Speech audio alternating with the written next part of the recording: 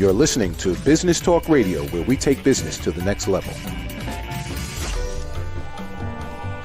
Rapping with Dr. Jacalyn connects you with experts from all over the world to help you take charge of your career, your business, and your life.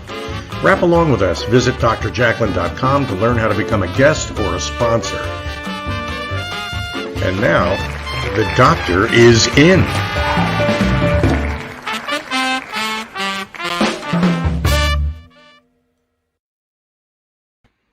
Hello and welcome to Rapping with Dr. Jacalyn presents Conversations of Substance. This is a brand new program and it's a guest spotlight on my friend Alex Kaplan. I am your host and executive producer, Dr. Jacalyn Kerbeck. I am a certified life and career coach. I'm thrilled to bring Alex on the program with me. Hi, Alex. It's good to see you. Hi, Dr. Jacalyn. It's good to see you too. How are you doing today? I'm good. I'm on the West Coast, so it's the first thing. This is how I'm starting my day, which is as good a way to start as any. Well, I'm so thrilled to kick off this show with you, my co-host. Can you share a little bit of information for our audience about what we're going to be discussing on the show, the purpose of the show? Sure, absolutely. So hi, everybody. So this is Rapping with Dr. Jacalyn presents Conversations of Substance. I'm going to read this, so it's the first time doing it. So every week we ask you to join us and a weekly guest as we vulnerably share our stories and the lessons we've learned in our journeys of overcoming the shame, blame, and stigma of addiction, all mental and physical illnesses, and every isolating, life-changing struggle we each experience. Though the circumstances of our struggles are unique, our human experience and emotional journeys through them are quite similar. You're not alone, you're not crazy, and others get it. Together, we're all of substance. Yeah, so that's what we'll be doing on our show. That was beautiful. And it really means that so many people can engage with our program, because I don't know of one person who hasn't had some kind of trauma in their life, some type of struggle in their life. So I think this is a great platform where people, to your point, can vulnerably share their story and feel safe doing it. Exactly, right. You nailed it. It's just like struggle is not unique to anything that we've necessarily even labeled, right? But struggle is part of the human experience, and that's okay. And the more we stop fighting it and embrace it, the better chance we have of shifting our relationship to it, right? Like if we're going to experience struggle, we might as well make the best of it. Struggle is just an innate part of growth and the journey of life. And so, and shame especially is a very regular and normal emotion that we experience. Shame is, as Brene Brown says, the fear of disconnection, right? We all have something that makes us feel different and isolated and not normal, even though normal doesn't exist. And so it's important that we talk about these because the more we talk about how the circumstances, addiction or Crohn's and colitis, make us feel as individuals, we can recognize that those feelings are not so different. Like just because you're this person from this background on the East Coast and I'm this person from this background in China, we still experience the same human emotions and that same emotional journey as one another. And so it's better that we relate through it by talking about it than not. And so that's what we really want to focus on this show. You know, Alex, last night I led a support group for the Crohn's Colitis Foundation, and we had some new folks who joined us. And the reason I bring it up is because they felt nervous when they first joined the group. And then I shared my story and other people shared their story. And all of a sudden they were just so grateful that they had people they felt comfortable with because they've been living in shame, living in fear. And I'm hoping that we get that sense of community, that people realize that you're not alone. You're not abnormal. You're not anything except a human being who is struggling or who has struggled. And we're all here to help one another. Absolutely. So everybody, Conversations of Substance is based on uh, I'm the founder of an original innovative nonprofit called Of Substance, where our mission is to unify humanity by normalizing vulnerability, combating isolation, and creating community as we connect people through the power of story. We make premium, entertaining short films, everything from romantic comedies to thrillers, to help us all overcome the shame, blame, and stigma of addiction. So we're turning immersive cinema, movies you really enjoy watching, into an approachable tool for behavioral change. But we're not a company that's making movies. We're a nonprofit. We're an organization with a mission to connect and create community. We're built on the notion that addiction is a disease of loneliness and isolation, and the belief that if you can improve someone's sense of belonging, you can improve their mindset. So, yeah.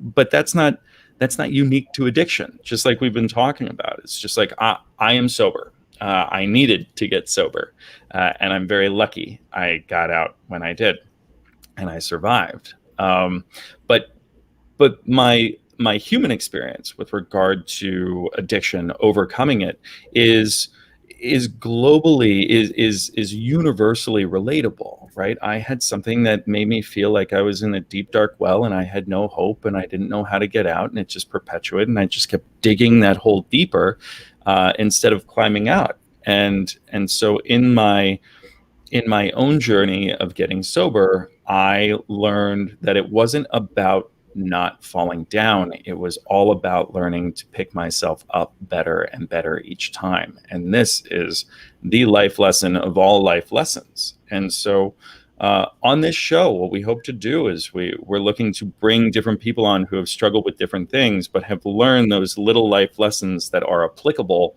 to all of us, no matter what we're struggling with, and give us all a sense of community, connection, and a sense of belonging, and a sense of feeling represented and feeling seen. So yeah, we're very excited to get into this.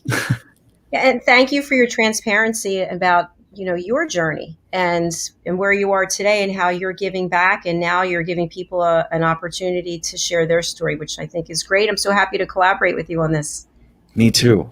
I think that's exactly what all of this is about. It's just like when I say normalizing vulnerability, like in everything we do at Of Substance, our top core value is vulnerability. In everything we do, we lead with vulnerability, and we're working to normalize it, because it's through being vulnerable, through being open, that we develop the skill of being courageous, of living wholeheartedly. I'm a big fan of Brene Brown. If anybody's listening, this is not mine.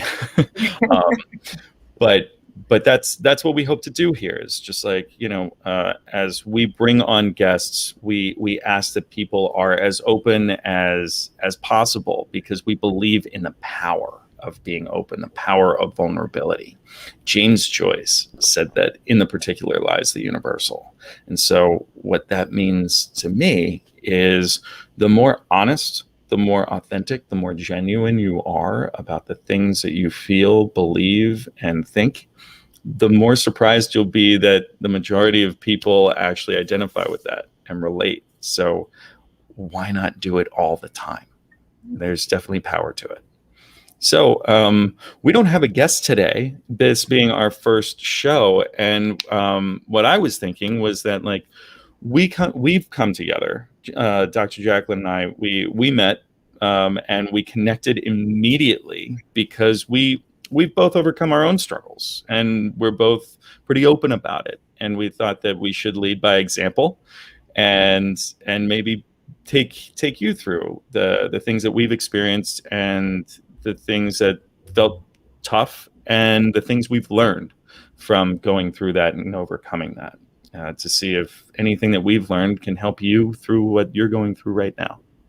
And shout out to Ashley Owens, because, by the way, I had a show before this with Heather Dean, who's an amazing person also. And Ashley, because of Ashley, I get connected to her. And because of Ashley, I'm connected with you. So hi, Ashley, if you're out there or not, we thank you. We applaud you. We salute you. Thank you, Ashley, the master connector. She certainly is. Yeah. So, you know what? I'm happy to share my story, and we can talk a little bit about that and then go on to your story if that's good for you. That'd be amazing. Thanks. I remember it was 1991. I was engaged and I wasn't feeling well. And I went to the doctor. I went to Dr. Gary Lichtenstein at University of Pennsylvania. He's still there. He oversees the Department of Gastroenterology. And I share this part a lot when I talk about it because it stands out so much for me. I was sitting in this chair. It was like a scoop bottom. It was a plastic scoop, and it had the desk thing, you know, the one-arm desk that comes over. And Dr. Lichtenstein was there talking to me, and I just sort of tuned out. He said, you know, you have a chronic incurable disease. It's ulcerative colitis. And I thought, what is he saying? A chronic incurable disease. And so for me, always being focused on working out and having my nails done and my hair done, I'm thinking, I was just diagnosed with the dreaded bathroom disease. That is totally not hot. There's nothing sexy about having that disease. And for someone that, you know, kind of wants to feel sexy, be sexy, that was a defining moment in my life. And to this day, I still have it. There is no cure. I'm very involved with the board. But what the journey that it's taken me on, the shame, the humiliation, the anger, the inability to connect with some people because they automatically judged me. And people would laugh at me, or people would say, that's disgusting. You're disgusting. And having this, it built up. I'm 57. So up until 2018, I really never talked about it. And I'm usually sick 6 months of the year, which means I'm running to the bathroom 40 to 50 times a day. Sometimes I don't make it. I mean, just to be totally candid. And it just mentally, what it did to me in one way was I was so insecure, so just fragile in some ways.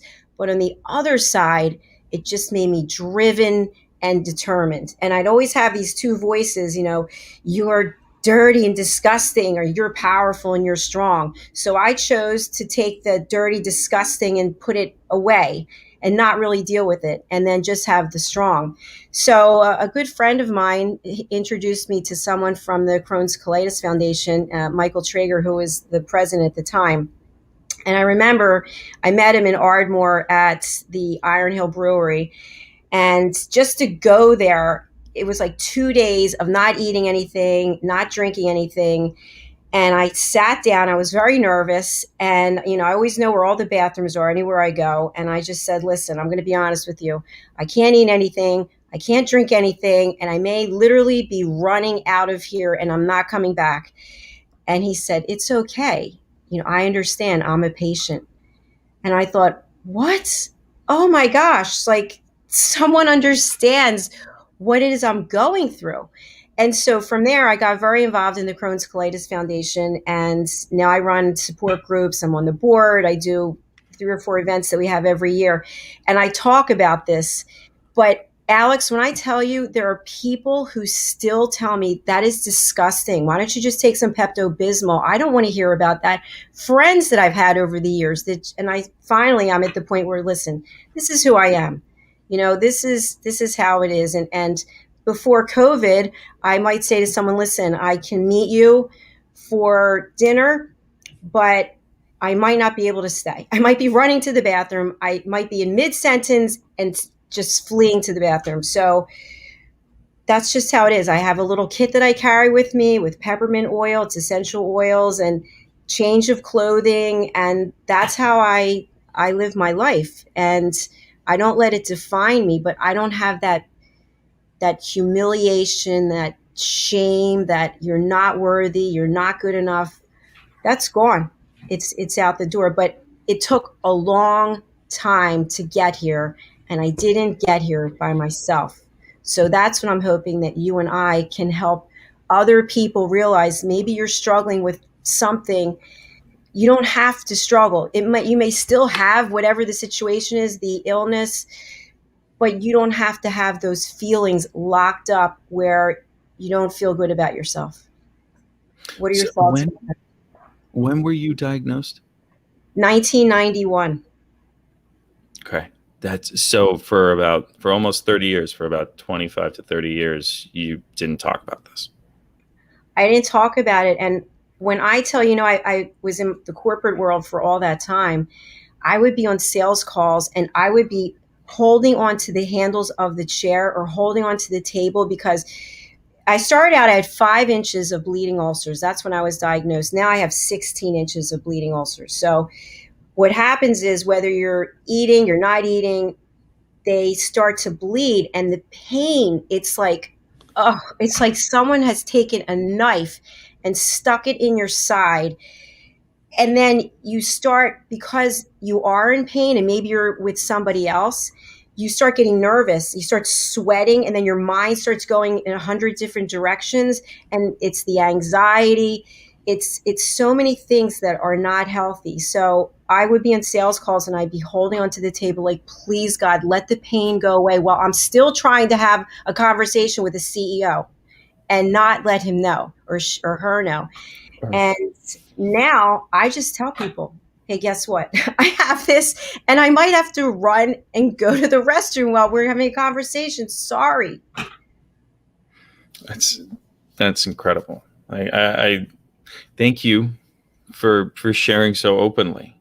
And thank you for, while you were talking about that, you were talking about, it's just so admirable it takes 25 years sometimes, right? Yeah. To finally say, little tears here now from telling the story. So I started choking up too. The idea of owning your struggle, right, is kind of what I heard most from there is how hard it can be, right? Just to not feel different, not feel it, to feel worthless, to feel not as valuable and not as normal and not as strong as other people, and it's to have true. something, yeah, right. Like, and I can tell you, at times in my life when I was in the dating world, and I wouldn't share this, that would be a whole big thing. Like, when do you tell the person that you have this? And I would talk to friends, and they'd be like, why are you defining yourself by this illness? It's like, well, the other person's going to have to know, because it's a reality when I'm not in remission. And I would have guys say to me, I'm really sorry, but I don't want anything to do with you. We have a comment, by the way, from YouTube. Jay Schiffman, tell your story, choose your struggle. That's really terrific. Thank you for watching, Jay. Okay. Do you know Jay? So, yeah, Jay is, I was going to talk about Jay later. Jay is probably our first guest next Wednesday. And Jay has his own podcast. Jay has overcome his own struggles, substance misuse being one of them. And we connected, and Jay is actually hosting a really cool event tonight called Rock Bottom Storytellers, where I and 3 other people are going to be telling the story we don't usually tell, which is actually kind of the story I'm going to tell today on this show. But it's really, usually when we talk about our stories, we skim over the dirt and the bottom and the hardest stuff that you were just talking about. And we talk about what we've learned and how good recovery is of whatever we're recovering from. But Jay's really excited about this event tonight. And I think it's amazing where 4 people are going to talk about the nitty gritty, because if you start to, like you just did, talk about the unveiled, grit of what we went through, the dirt, the thing we hide, that's when people start to realize, oh my God, I'm there. I've been there. The thing that we don't talk about, somebody's talking about, I'm not alone. And so that's what tonight's event's about. And so tonight, Choose Your Struggles, Rock Bottom Storytellers. You can watch it if you go to Choose Your Struggles Facebook page and tune in at 8:30 tonight Eastern Standard Time.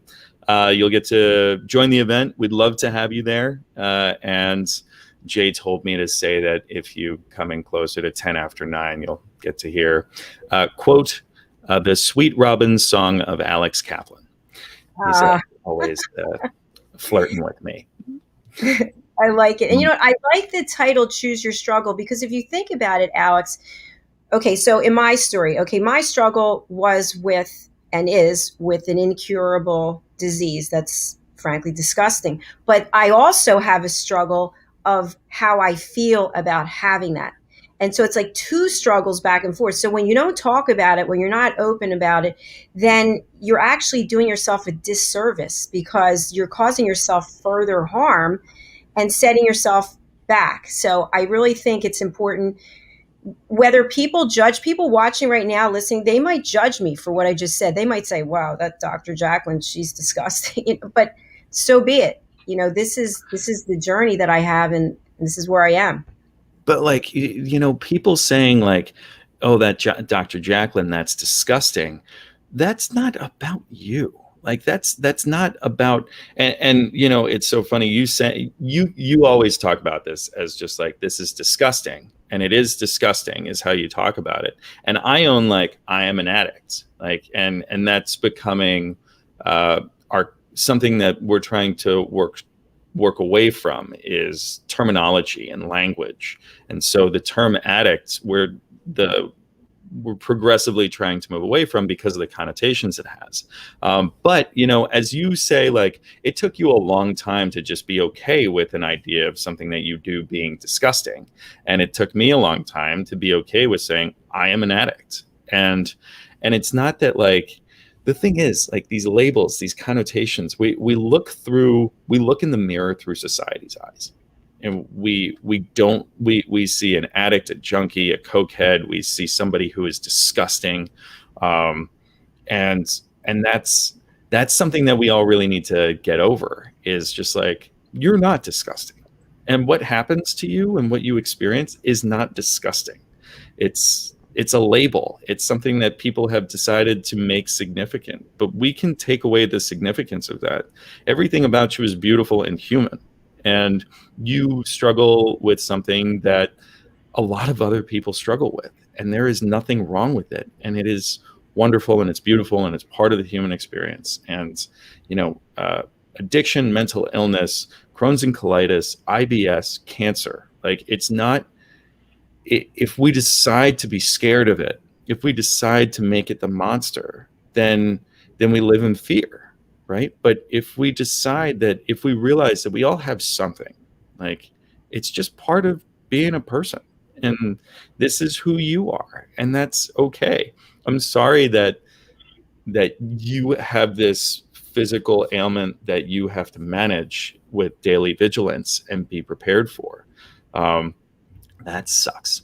I am sorry. I don't have that. I have something else, but I don't have that. And the thing is, when I hear what you go through, I very much empathize and identify, and I have so much love for you for what you experience. Well, thank you, Alex. I think you're amazing. Thank you. That really means a lot. We have to take a commercial break, but I just wanted to share just a quick story that maybe other people can resonate about how you're expected to show up in your role in life. I was in my corporate career, and I had a meeting in New York, and I had to take a train, and I was meeting with one of our team members. And so everything was planned out, from not eating, not drinking anything, having my to-go bag, knowing where the bathroom was on the train, which is, I don't want to use train bathrooms, like, and knowing once I got into Penn Station, like, the whole thing is planned out. So I'm meeting this person, and we got there early, and the person wanted to go to breakfast, which, of course, I'm not going to be eating anything. So I go and I sit there with the person's saying, why aren't you eating anything? And it's like, I've told you this, like, how many times have I told you this? And I don't understand. The person didn't understand. Go to the meeting, everything's fine. Then afterwards, the person said, why don't we grab some lunch before we go back to the train? So sitting there again, and finally I just had to say, I'm really sorry that you feel uncomfortable with what my situation is, because you clearly do. You're talking all around it. You're like, but that's something that you need to get in touch with, right? Like, I'm managing myself physically, doing the best that I can out in the world in a public situation that could go wrong at any moment. And your inability to be like a human being and really understand what it must be like. So as it turned out, and I'm just going to be totally honest, I got sick right there in the restaurant, in the stall. And the person got up and left. And I was sitting there by myself, and I started to cry. I thought, this has to be the lowest moment of my life, that I am, just when I think about it. And anyway, sorry. As it turns out, I had to call someone who lived in New York to see if they could come and bring me some clothing so that I could get changed and clean up. And then that's what happened. And I never forgot that person turned their back on me like that. And do you know, the person never brought it up to me since that day. You've spoken to them again? Yeah, I've spoken to them. I had to work with them. And, you know, they never looked at me the same, and I didn't look at them the same. And I know what they judged me. They thought I was disgusting. Whatever it is they thought. I don't even know what they thought. But when I think to myself, how could you turn your back on a human being that needs help, you know? Those are those defining moments that define those core beliefs and feelings that guide us to, as we engage with other people, we expect that to happen. Like, we expect the worst. And unfortunately, those are the like 1 in 100 times more likely than they are the 99 in 100 times. But those are the ones we hold on to. And those are the ones that like define how we move forward in the world until we can overcome them, because that person can go to hell. Well, you know what? It's the one thing I have to say that was the positive. It made me all that much more determined to help other people who were going through the same thing, so that nobody does to them what that person did to me. So on that note, we're going to pause for a commercial break. And thank you for joining us here, Rapping with Dr. Jacalyn. Guest spotlight, my co-host, Alex Kaplan of Substance.org. We're going to take a break and hear from some of our friends and sponsors. We'll be right back. Stay with us. Hey everybody, my name is Ralph Graves Jr. I'm the host of the Ralph Graves Jr. Show, and I want to invite you to pick up my book, Unstoppable. I wrote a book called Unstoppable. It's 7 universal laws that will transform how you pursue and achieve success. The one thing that my 20 years of law enforcement has taught me is that no matter who you are, we are all governed by universal laws, like gravity. But in this book, we're going to talk about laws like the law of forgiveness, laws like the law of control, the law of intelligent practice, the law of expectancy. I was able to see how those, no matter what their background was, those who identified and treated these laws with respect, they were able to go on and lead successful lives. So pick up this book, and you can go ahead and pick it up at Amazon.com, BarnesandNoble.com, RalphGravesJr.com, where anywhere where fine books are sold. Thank you. There are 7.7 billion people on Earth today. 40% of these people are under the age of 25. Young adults are the most fertile mission field in the world today. In Scripture, we see Jesus pouring his life into 12 young adults who he equipped to change the world and all of history. Like Jesus, we believe that the best approach to reach the world with the gospel is to invest in young, emerging leaders and equip them to build disciple-making movements. Concentric is the notion of surrounding and sharing a common center. Our center is the model and strategy of Jesus for both leadership development and ministry formation. As a global alliance, we provide equipping in biblical leadership based on Jesus' example in the New Testament.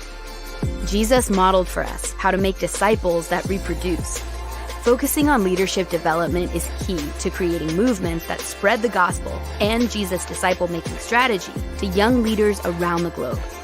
Our Ministry Alliance partners are actively equipping leaders and building movements of multiplication that reproduce the life of Christ. Join us today to equip young leaders with Jesus strategy that will change cities and nations.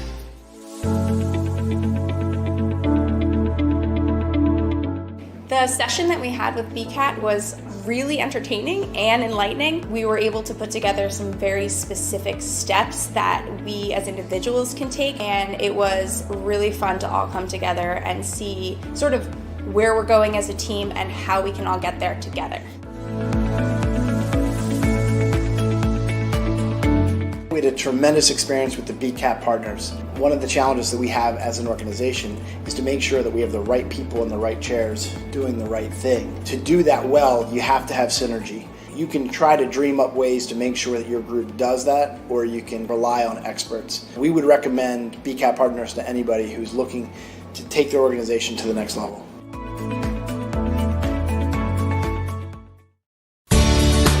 Academy Sedan and Limo is a full-service transportation company serving the Philadelphia metropolitan area with full knowledge of the New York City, Baltimore, and Washington, D.C. areas. We pride ourselves on being the most dependable, conscientious company in the industry.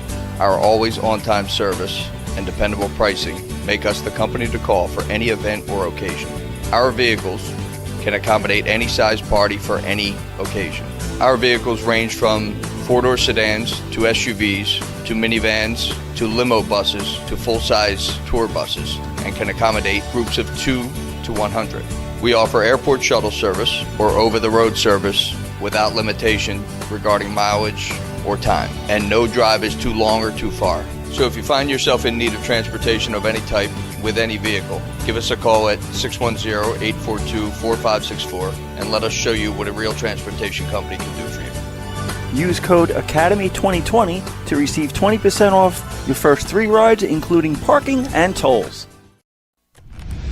Ladies and gentlemen, here it is, the most listened to radio show on the planet. Even the other stations are tuned in too. You're listening to Business Talk Radio, where we take business to the next level. Today's show is sponsored by Dr. Jacalyn. Take charge of your life personally, financially, and professionally. Visit drjacalyn.com to book an appointment today. Welcome back to Rapping with Dr. Jacalyn presents Conversations of Substance. I am here with my co-host, Alex Kaplan. Alex, we have a comment right off the bat. Yes, we do. Sharon Kaplan, having known Alex for his entire life, he has become a man of substance in the most positive way. I believe anyone who has overcome or is dealing with the problem are people of substance. Oh, that's so beautiful. That's my mom. My mom is listening. Yay! That's for sure. Thanks, Mom. And thanks for being my best promoter. She tried to fit in of substance as many possible times. Thanks, Mom. Nice to meet you. But I would love to take the opportunity. So, Of Substance is we offer a free resource. So we've made 9 films, short films to date. They're 3 to 10 minutes. They're tools of vulnerability. They're tools that trigger vulnerability. They're tools to help you support yourself in a time of need and also help you show the things that are hardest to say. They're engaging pieces of entertainment. They're romantic comedies and thrillers and dramas and sci-fis, and they're all available for free at our website, ofsubstance.org. If you can't make it to a meeting, if you don't feel like calling your sponsor, if your mom doesn't really understand what you're going through, go to ofsubstance.org, take 3 minutes, watch a film, and just realize, oh, that was great. Oh, wait, that's why I do it. I'm okay. I'm good. And then share it with your mom and be like, Mom, check this out and see what it's like for me every time I fall off the wagon. And send it to her. She's just like, oh, that was really good. That's really funny. Is that really what it's like for you? You say, yes, Mom. That's what it's like for me. So please visit ofsubstance.org. Utilize our resources, utilize our films, share them around. If you have somebody in your life you think they might help, please do. And there are opportunities on there to connect through our partners, connect with people immediately if you're looking to. And we're also a nonprofit. So I can't help but say We are always looking for donations. If this is something you believe in and would like to support, we could use your support. And we're also always looking to work with as many people as possible. Nothing happens in a vacuum, and we can't do this alone. We're looking for filmmakers. We're looking for partners and nonprofits. We're looking for other people making impact and other advocates. So please visit ofsubstance.org, subscribe, donate, watch the films, connect with others. Thank you so much. Alex, do you want to talk about the workshops that you're offering? Sure. So what we do with our 9 films to date in 2021, we are offering free workshops. These are screening experiences. It's like a night at the movies is what we like to think of it as. And so we like to come in for a 60 to 90-minute program with a small group virtually through a platform like this, where we all come on like a Zoom call and we get to chat face to face, and we broadcast our films directly into everybody's computer simultaneously. So we come in, we talk about Of Substance. This is what we believe. We're going to watch some films and we're going to talk about them. And then we'll watch a 4-minute film, and then we'll come back in. We'll all face to face have a nice chat, a nice vulnerable, deeper conversation that we usually don't have. And then we'll rinse and repeat for a couple of films. We're offering these to universities, to fraternities and sororities. We're doing these at community centers and libraries. We'd love to offer these for private groups. If you or your family or a group of friends, or if you have a support group that you think you'd like us to come in and speak with or connect with, we'd love to come in. Now, again, we do not have an agenda, and we are treatment agnostic. We do not push or disagree with any methodology. We're not for or against 12 steps AA. We're not for or against medication or other more progressive forms of treatment. We simply believe in the power of connection to overcome isolation caused by the shame of addiction. So that's what we talk about. Please reach out anytime. My email is alex@ofsubstance.org. I'd love to hear from you. And we'd love to bring one of our workshops to you and your community. Free. Fantastic. That's free. What a great offer. Free. Come on. Reach out to Alex. Alex, I shared a little bit about my story, and you can imagine being sick for 30 years. I've got a lot of stories, but I'd like to hear a little bit about your story, what you feel comfortable sharing today, and also letting our audience know that in future shows, we will be showing your films, which I think is going to be really exciting. Yeah, which is super cool. Thank you. Thanks, Jacalyn. This is such an amazing opportunity. I just want to say thanks to Jacalyn she reached out to me just saying, Alex, I have this platform and you have something to say, and together I think we can help some people. So that's why we're here, because she just believes in people and wants to help. And I couldn't be more grateful to be here with you. I am so excited. I mentioned this before on a different show, but we met at Seasons 52. You were coming in or out, I was going in or out, and Ashley was there, and she just knew that there was a reason for us to connect. And we didn't know what it was exactly at that moment. But fast forward, is it 2 years now? Oh my God, is it really? That's crazy. It wasn't last year. Well, it wasn't last year. I've been in LA for 11 months, moving from Philly, and I feel like we met maybe like a year and a half. Okay. Probably a year and a half. But still, just like, how does this happen? You know? It's amazing. I'm positive that Ashley was just like, hey, why don't you show up like 15 minutes early to our dinner? I know you need to meet Jacalyn. And that was that. The rest is here with manifesting right now. So I'm going to turn the floor over to you and share your part of your journey with us. Yeah. Thank you. I am comfortable talking about everything because that's what I do, and that's what I believe in. So I'm a very lucky person. I was raised, my father did very well for himself, and I was raised in Center City, Philadelphia, and I had no fears or no worries. We were wealthy, and we had multiple homes, which is incredibly privileged. When I was 23, my father died.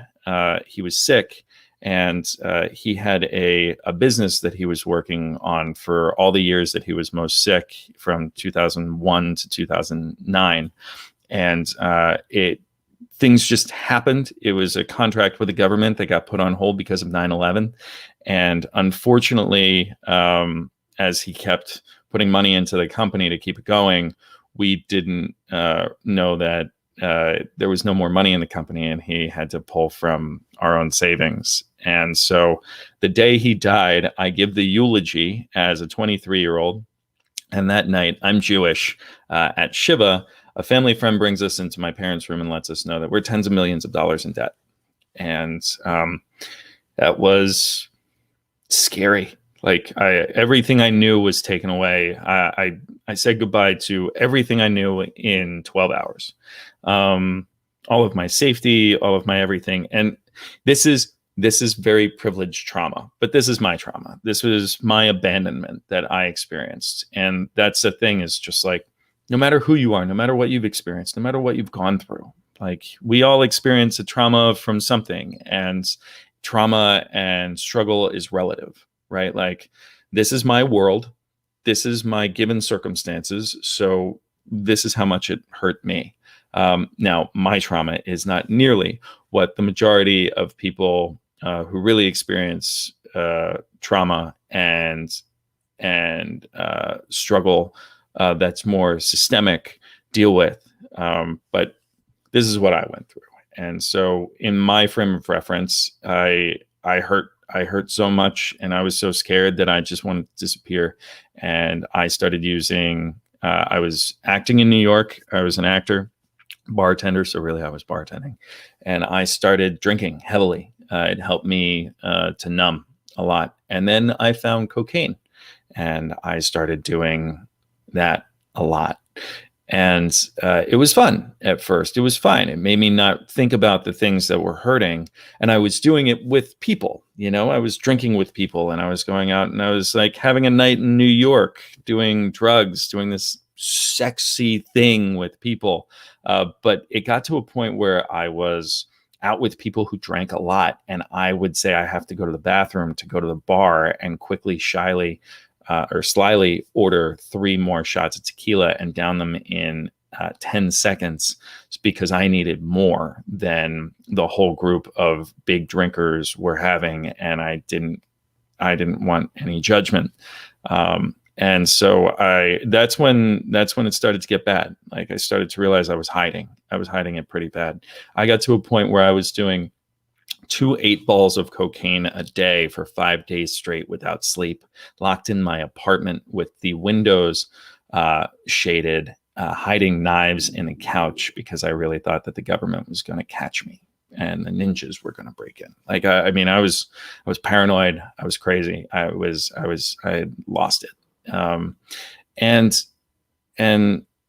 it was scary. I'm very lucky that I have so many people in my life that cared about me and didn't give up on me. But it's tricky, so many people would say, like, would recognize something was wrong and say, like, something's wrong. But until you're ready to recognize that something's wrong and that you have a problem, and accept that you're willing to do what's needed to be done to get over it, there's really nothing you can do. There's nothing anybody can do but let you know that they love you and they're here when you're ready for them. It was my best friend. Now I'm going to get Jacalyn. This is what this program is going to be like. We're all going to get choked up and we're going to get misty. It was my best friend, Zach, who called me one day when I was at my worst in my apartment. It's just like, let's go to a movie. He was always trying to get me out in New York. And I came up with some BS excuse. And finally he said, Alex, why are you doing this? And I heard it, but I didn't have the answer. Like, it's the thing that finally pierced the armor, and got through and planted that seed. I came up with some BS excuse, just like I didn't know what he was talking about, and he let it go. But that was the moment for me that I realized, like, that I started to ask myself what was wrong. Like, why am I doing this? Why am I not am I running away? What am I running away from? And I think that, and so I went home to Philly, and I got away from New York for the summer. And this was the summer of 2013. I got fired from my bar job. I called my now wife, then ex-girlfriend, and 10 minutes after getting fired, she met me on a bench in the Upper West Side. And she was like, Alex, get the hell out of here. Get out of New York. Go home to Philly and take some time. I went home. I told my mom about the drinking, but I didn't tell her about the drugs. Sorry, Mom. I didn't need to freak you out more. But I knew something was wrong. Like I recognized that I was over the mourning process, but now I had a habit that I couldn't break. And so I sought help for myself, and I tried a couple of different things. And I think that in my journey, I tried a lot of the traditional things, and they really didn't take for where I was at the time until I had luckily found a group that was different in style regarding positive reinforcement. I think that a lot of, for me, the more traditional methodology of just like don't fall down, and the negative reinforcement of starting over and losing time and losing progress, and then the focus on life being about sobriety was not inviting, was not something I was really interested in. And so I found this group that was, those things didn't remind me of why I was doing this. What is it I'm working toward? And I found a group that's led by a doctor who is now on the board of our nonprofit. And I still go to group after 8 years. And this was all about, it wasn't a group about sobriety. It was a group about improving the quality of life. And it was in that first consultation, this 3-hour consultation with Dr. Jim Berman, where he actually talked about that notion of, we look in the mirror and we look through society's eyes, and we see a junkie, we see a screw up, we see a loser, we see an addict, we see a drunk, and we need to get stronger in a way that allows us to look in the mirror and look through our own eyes and see a human being that is of value and of worth. And I was like, I'm in. Cool. This is the work I want to do, you know? So in that group, we talk about addiction being a disease characterized by relapse. You're expected to fall down. So that's okay. So the job, the progress, the treatment can't be about like learning not to fall down. It's about learning to pick yourself up better and better each time. Just like keep doing the next right thing. You're going to fall in life, and that's okay. Just keep coming back, keep showing up. And it's in that room that I grew up, that I learned to be an adult, that I learned to be a professional, that that room became my dad in a way. So now here I am, 8 years later, having, in that time of getting sober, started working at a production company in the Philadelphia area. There were only like 4 of us. It was small. I was an intern, and 6 years later, I left the company as managing executive producer, having cut my teeth, learning production and learning everything else, and realizing seeing an opportunity. I met my partner, Brian, my co-founder Brian, with Of Substance, trying to make something else, and it was making something else that we found out we were both addicts, and we were falling off the wagon together at the same time. And we would drink together, and we'd talk honestly about the irony of it and the genuine, authentic humor of the situation. We'd be like, oh, that's a good short film. Oh, that'd be interesting. And I'd say, no, there's no point in making short films. There's no ROI. There's no market. So instead, let's just try something else. But Brian kept pushing it, and he was just like, so what about a YouTube channel where all the films had to be as entertaining, immersive, and quality as they are authentic and genuine and insightful on some perspective of addiction? Just like, okay, let's play with this. So we realized, actually, it was Ashley Owens who, when I brought this up to somebody else at dinner, she was like, Alex, it sounds like a nonprofit. And I was like, what the hell is a nonprofit? So I bought Nonprofits for Dummies the next day. And I learned as much as I could. And I realized this could be a tool You know, we all watch movies every day. There's something magical about movies that allows us we project our own experiences onto the situation, the human experience of the characters, that human emotional journey. And it allows us to identify and relate. And it allows us to feel seen, and it allows us to not feel so alone. And there is a magic in that. And there's a potential for a great tool that offers us deeper emotional learning. And so that is of substance. So here I am now, 12 years after my father died, going through all this journey. And I've realized for a long time that the best and worst thing that ever happened to me is losing my dad, because I honestly don't think I would be anywhere as important as where I am now. So when it comes to this idea of owning your struggle, right, and just like knowing that this is just part of life and this is part of the process, that there's nothing more important. So that's my story in a nutshell. But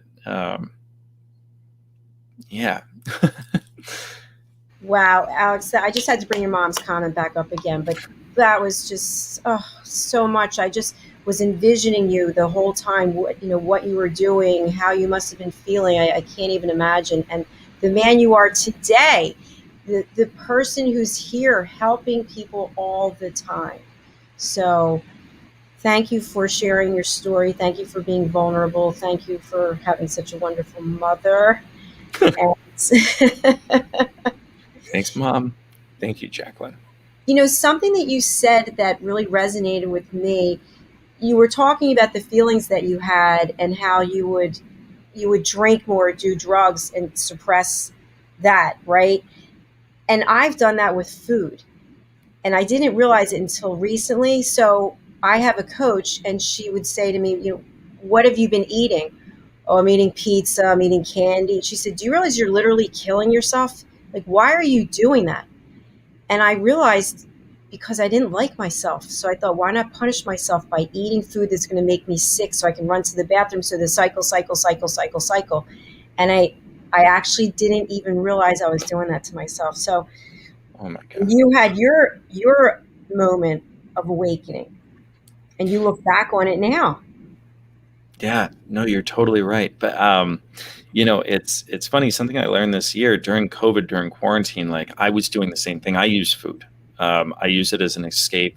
I use Netflix and TV, and they all, like, when I am deep in it, it starts to make me feel like drugs and alcohol used to make me feel like. And I started to realize during quarantine that over all this time, yes, I learned not to use substances to escape, but I am still running away from something. Like, I'm still escaping something. I still have a deeper belief about myself that scares me, that I am not managing or dealing with. And so I realize that when people talk about when you get sober and you start going to the gym or you start doing something else, the idea of you're replacing one addiction for another. Now, that can be very true. It's not what we do, it's why we do it, right? Like, and the goal is to find, if I can get sober and go to the gym 24/7, which it's not a bad thing if I'm doing it for the right reasons. It's about finding the thing that makes you happy, makes you feel good, right? But if I'm doing it to run away because I'm scared, then it's not the right reason. So there's these deeper things like you're talking about with the way we feel and the way we manage the way we feel, that we have to bring to the surface and recognize in order for us to grow and move forward. Well put. And when we think about this pandemic continuing on, and people are getting the vaccines, but I've heard of more people dying in the last month than I have, I think, the whole rest of the time. People are stuffing their feelings, right? People are, like you just talked about, binging on Netflix. I've done the same thing. You just sit there like a zombie and just keep watching and watching. I'm concerned about people's mental health, and I'm imploring people to share with others. Don't keep what you're feeling locked up inside, because it's not healthy. And every one of us, just overall, every one of us as human beings is going through something about the pandemic. that doesn't even have anything to do with whatever our other struggles are, right? So now we've got layer on top of layer, and you need to be able to share your feelings and get them out. Absolutely. And it's we're Of Substance is making a t-shirt. We're copywriting F Shame, Normalize Vulnerability. I like it. Right. Yeah. And that's what this is about, everybody. Like in your daily life, lead with vulnerability. It's better for you. It's not about anybody else. It helps everybody else, because if you lead with vulnerability, you create this environment that makes other people feel comfortable practicing vulnerability, being open and sharing. And that's what we're going to be doing on this show. Absolutely. So one thing I was going to say is that the sharing is so important, right? But it's also losing concern about people judging you. You talked about this before. We don't have to have everyone like us. We don't have to have any feelings whatsoever about someone else's judgment. And you said this, Alex, that's about the other person. So share what it is you're feeling. Find somebody you can confide in. Find a support group. Come on programs like this, podcasts, where you can really open up, because the world needs more vulnerability. I really believe that. Absolutely. And, I just, it makes me think about my journey, right? And it's so funny. It's across all methodologies of support of addiction treatment. There's one consistency, as different as they all are, as aggressively as they all disagree with one another. There's one consistency, and that is the power of community and peer support and group therapy. And it's me being in the group that I go to, that's this safe space where guys say things and we cry and we talk about life. Half the time we don't talk about addiction. We talk about family and relationships and work and just being a person, because it's tricky. And we don't talk about these normal, everyday, hard things openly with people. And the more we do, the more we have a chance. So it's honestly my impossible goal for Of Substance to work toward a world where every room is a safe space. Oh, I love that. I really do. Well said. We have a comment from Jay. We've actually got two. I'll buy three. And then he writes, take my money. I'm not selling anything, man. But that does give me a chance. Oh, go for it. I was going to say, believe it or not, we are at the top of the hour. I can't believe our show has just flown by today, Alex. Yeah, this is going to disappear. You wanted to do half an hour at one point. I don't know what I was thinking. What do we want to leave our audience with? We want them to come back. Obviously, we want them to follow us on social media so we can get the word out. How can people find you? I've been running your banner, but once again, for people on radio. Facebook, we're Of Substance. I think it's at @of_substance. Same with Instagram. Ofsubstance.org. Go to ofsubstance.org. You'll find everything about us. And please feel free to just email me. I love meeting everyone. So alex@ofsubstance.org is my email. Our website is ofsubstance.org. I'll be here with Dr. Jacalyn every Wednesday at noon Eastern time, and we hope to see you here. We're going to have a fun guest, Jay Schiffman, next week. And if you want to hear Jay and I tonight at, I think it's 8:30 Eastern Standard Time for Choose Your Struggles Rock Bottom Storytellers. Go to Choose Your Struggles Facebook page, and tune in at 8:30 tonight Eastern Standard Time. Excellent. Alex, thank you for being here. I'll meet you backstage. I'm just going to close out the show. I look forward to seeing you next week, and great job. Thank you for sharing. Thanks, Dr. Jacalyn. Thank you, everybody. Thank you to our loyal listeners and viewers. I just really want to tell you how much it means every week when I look on social media during commercial and see people are out there watching us, and we get comments. So I really appreciate it. We have some other shows coming up today that I just wanted to alert you to. We have the Business Talk Show at 2:00. We also have Lessons from a Better You, and that's at 4:00. And then at 5:30, we have I Have a Story to Tell. And that's actually with my brother-in-law, John Wilson. He's going to talk to us about his journey of yoga and his certificate, his completion of 200 hours as a yoga teacher now, which is really thrilling. So thank you again for being here, Alex, and I would love to have you as our guest. I'm going to put the website. If you want to reach out to us, you can book your session to be on the show. You can go to drjacalyn.com, or you can go to rappingwithdrjacalyn.com, and rapping takes you right to book your session. So thank you so much, folks. We look forward to seeing you again. And that's all for our show for today. Take care.